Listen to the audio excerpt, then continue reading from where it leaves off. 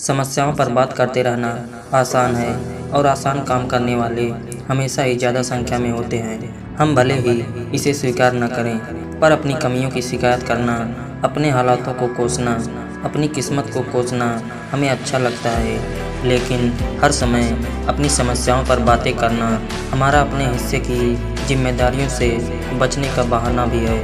अपनी समस्याओं के बारे में बात करने से हम उन्हें सुलझाने के बजाय उनसे पीछा छुड़ाने की कोशिश करते हैं। लीडरशिप कोच ब्रायन ट्रेसी कहते हैं, लीडर हमेशा सॉल्यूशन के बारे में बातें करते व सोचते हैं। सिर्फ समस्याओं के बारे में सोचने और बातें करने वाले लोग अक्सर पीछे रह जाते हैं।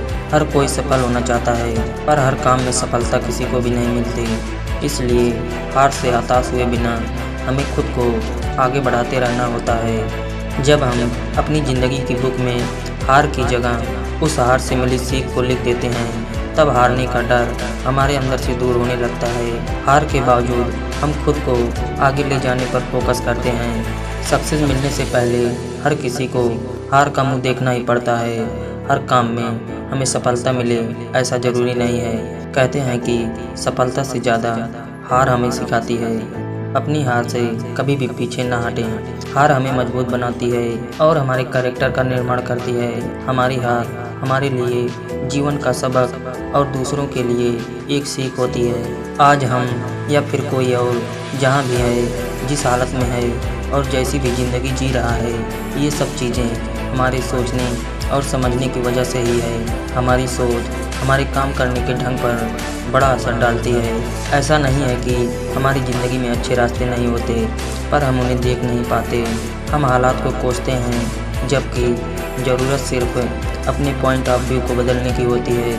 अलग जगह से खड़े होकर देखने पर तस्वीर पूरी बदल जाती है।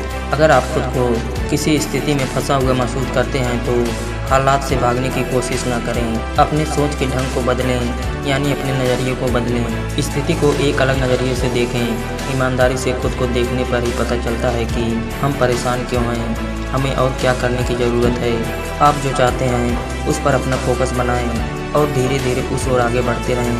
बौद्ध गुरु दलाई लामा कहते हैं, हमें कुछ भी रेडीमेड नहीं मिलता, इसे हम अपनी कोशिशों से बनाते हैं। हम अक्सर लोगों के सामने ईमानदार बने रहने की कोशिश करते हैं, पर हम खुद से ही झूठ बोलते रहते हैं।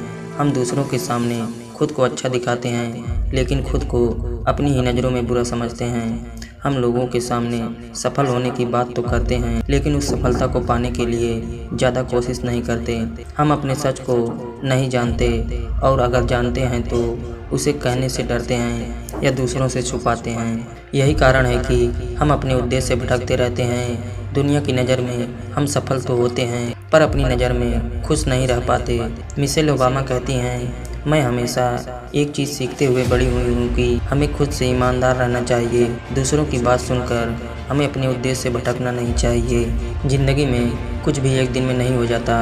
पुरानी आदतें और नकारात्मक विचार बीच बीच में हमारे जीवन में आते रहते हैं। ऐसे में अगर आप खुद में कुछ बदलाव करने जा रहे हैं या अपनी आदतों और अपने विचारों में कुछ बदलाव लाना चाहते हैं, तो लगातार उस नए काम और बदलाव के लिए खुद को हमेशा तैयार रखें और सकारात्मक बने रहें। खुद को बदलना या अपनी किसी भी आदत को बदलना कभी आसान नहीं होता। हमें रोज़ की कई चुनौतियों का सामना करना पड़ता है। ऐसे में हार ना मानें। पहली बार में सफलता ना मिले तो फिर से कोशिश करें। धीरे धीरे हमारा शरीर और मन नई आदतों के लिए तैयार होना शुरू हो जाता है। ऐसे में आप धीरज ना खोएं। धीरज खोना हमारी तरक्की में बाधा पहुंचाता है। लेखिका आसमा तारिक कहती हैं, हम कलाकार हैं और हमें अपने जीवन में पूरे धीरज से काम करना पड़ता है। थोड़ी सी लापरवाही हमारी कई दिनों की मेहनत पर पानी फेर देती है। कोई साथ रहे या ना रहे, लेकिन कुछ चीज़ें जो हमारे जीवन के अंतिम वक्त तक हमारे साथ रहती हैं, वो है हमारा आत्मसम्मान और हमारे द्वारा किए गए अच्छे काम। हमारे मरने के बाद ये दुनिया सिर्फ हमारे अच्छे काम को ही याद रखती है। बुरे काम और बुरा व्यवहार करने वाले लोगों को मरने के बाद भी ये दुनिया सिर्फ गालियाँ देती हैं। इसलिए तो कबीरदास कह गए हैं, दुनिया में ऐसे कार्य करके जाओ जिन्हें आप मरने के बाद स्वर्ग से देख कर हंसो और दुनिया आपको याद करके रोए।